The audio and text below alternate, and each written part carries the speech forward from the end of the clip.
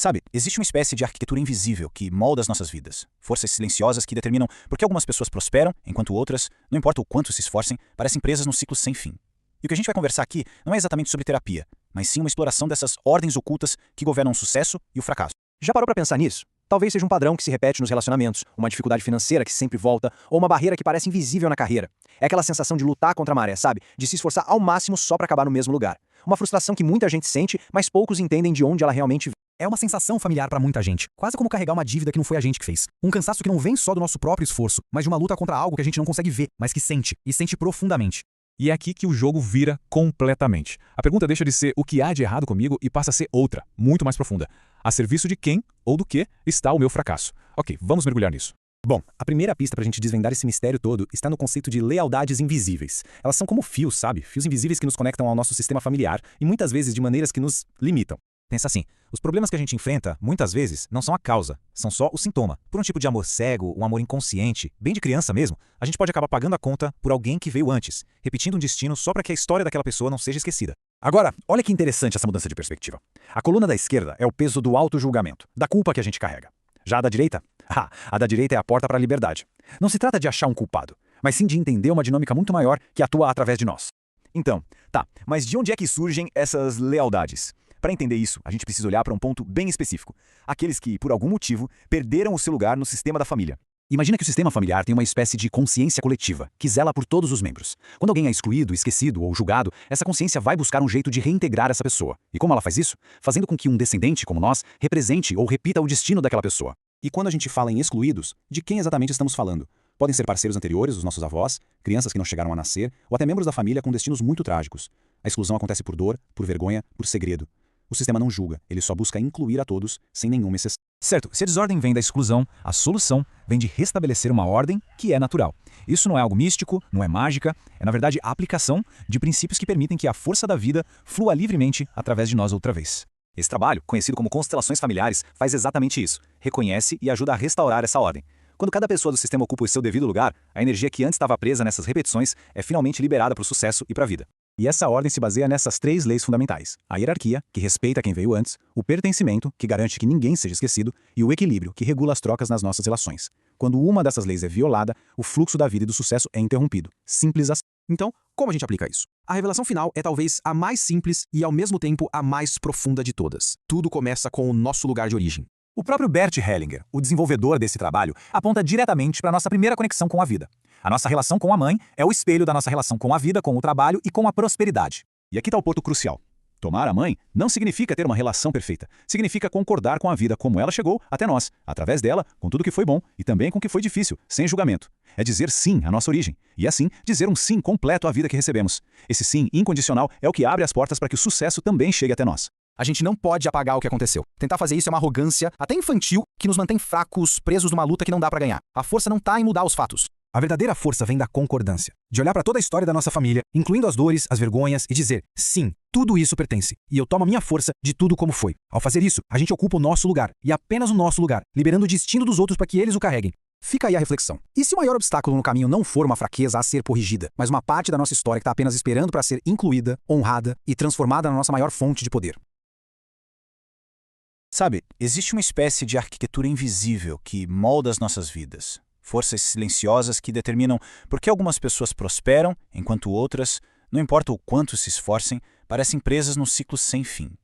E o que a gente vai conversar aqui não é exatamente sobre terapia, mas sim uma exploração dessas ordens ocultas que governam o sucesso e o fracasso. Já parou para pensar nisso? Talvez seja um padrão que se repete nos relacionamentos, uma dificuldade financeira que sempre volta, ou uma barreira que parece invisível na carreira. É aquela sensação de lutar contra a maré, sabe? De se esforçar ao máximo só para acabar no mesmo lugar. Uma frustração que muita gente sente, mas poucos entendem de onde ela realmente vem.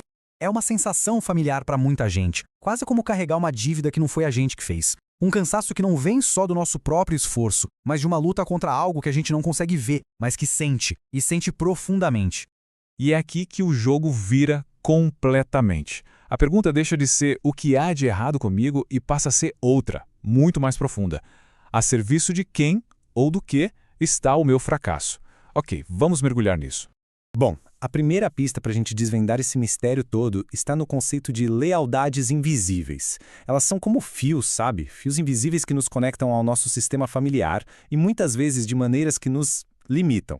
Pensa assim, os problemas que a gente enfrenta, muitas vezes, não são a causa, são só o sintoma. Por um tipo de amor cego, um amor inconsciente, bem de criança mesmo, a gente pode acabar pagando a conta por alguém que veio antes, repetindo um destino só para que a história daquela pessoa não seja esquecida.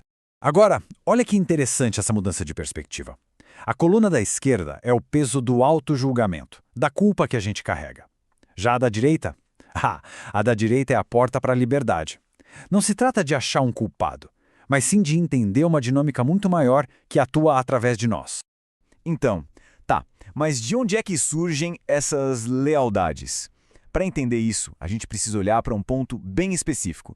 Aqueles que, por algum motivo, perderam o seu lugar no sistema da família. Imagina que o sistema familiar tem uma espécie de consciência coletiva, que zela por todos os membros. Quando alguém é excluído, esquecido ou julgado, essa consciência vai buscar um jeito de reintegrar essa pessoa. E como ela faz isso?